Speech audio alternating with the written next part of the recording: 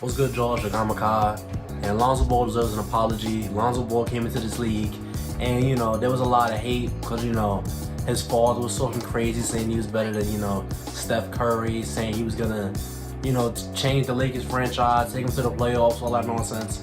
But I feel like that stigma has stuck with him, for longer than it should have, because I understand his rookie season, people wanted to see him fail because of what his father said. But for people to not acknowledge how much better he's gotten as time has went on is just ridiculous to me. For them to act like he's still the same shooter, he's still the same defender, same passer, same player as his rookie year is really crazy to me. It takes an oblivious person to really act like that. But yeah, make sure if you like the video, subscribe if you want to see more of these kind of videos. I'm uploading every day, so just do all the stuff I just said.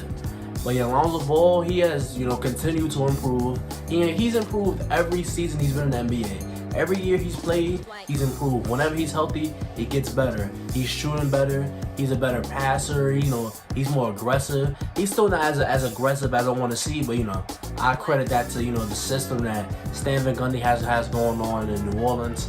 And to be honest, I just think that Lonzo Ball deserves a lot more credit than a lot of people are giving him.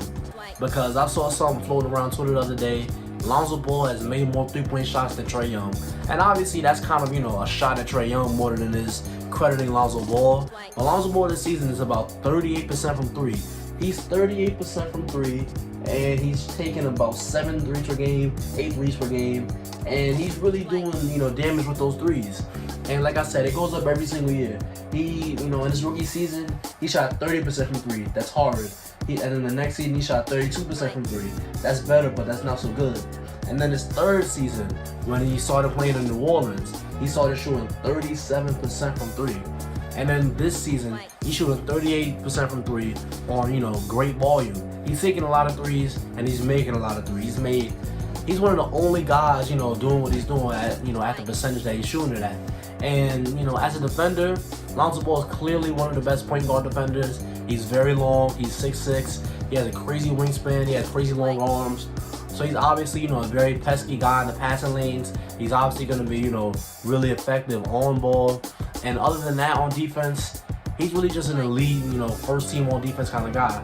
Maybe not first team on defense this season, but I'm saying for the majority of his career, he's going to be an elite defensive guard. And Lonzo Ball is one of those guys who, just fits everywhere. Like, he's a guy who can shoot, he can pass, he can attack, he has a little athleticism, and he's just a really, really good, solid glue guy for a team. That's why I think, in the future, not even in the future, this upcoming summer, he's going to be a restricted free agent. I think there's going to be a lot of teams who throw him, a solid $18, $20 million contract. And I think he's going to, be worth it, honestly, because he's still very young. He's still not even 25 years old, so it's like, if he's this good right now, if he has all these skills right now, all these great NBA skills right now, one can only imagine what's going to happen when, down the line. And especially if he starts to get more plays called for him. Because right now in New Orleans, I don't really like how Stan Van Gundy is using him. He has him as more of a, off-ball, catch-and-shoot kind of guy. Like, Zion obviously should have the ball in his hands a whole lot, but I feel like Lonzo Ball and Zion, like a pick-and-roll type thing, a lot of, slip screen pick-and-rolls between those guys. I feel like that would be a lot more effective than having Lonzo just stand, surely catch and shoot threes, but, it's whatever the coach wants. But I think that if we see an offense where he's, trusted as the lead ball handler, trusted as, the guy to make plays for others, I think we could see a lot better production out of him.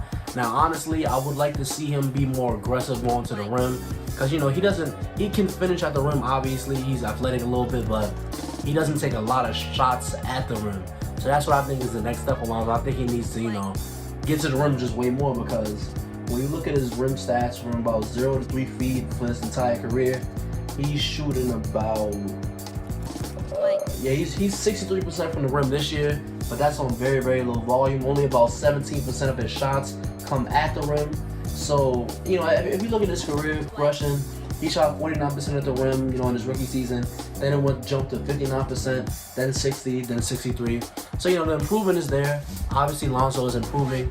And I just think that we all owe him an apology. Not we all, because, I've been on the Lonzo Ball train. I've been on the Lonzo Ball hype train. I knew he was always going to be a solid, NBA player.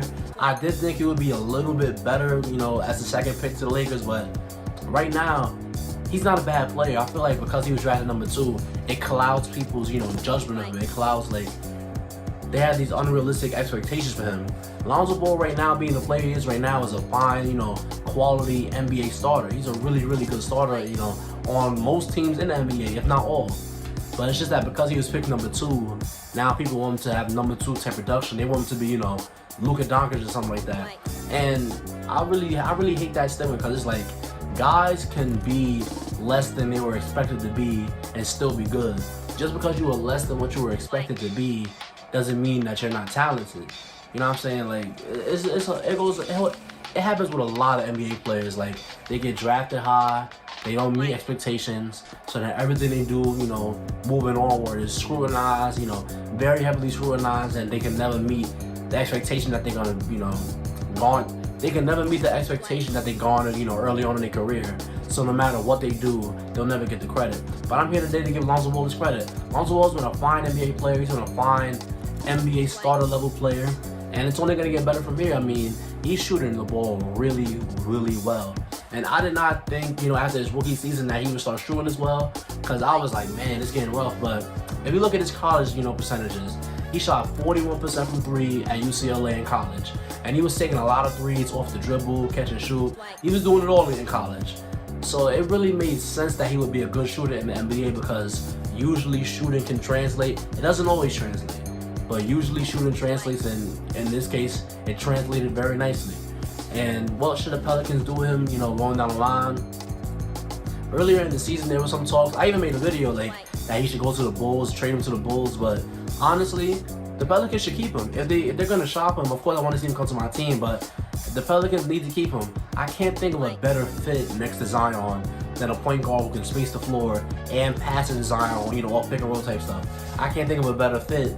I can't think of a better young duo that, goes better together. Trae Young and John Collins are kind of the same thing, but to a lesser degree, obviously. But yeah, Lonzo Ball is a really good NBA player. Y'all owe him an apology, and give him his respect, man. He's been really working. He's been working hard, and he's just been a really, really good player. But yeah, if you stay to the end of this video, thank you. Don't forget to like, comment, and subscribe, and I'll see you on the next one.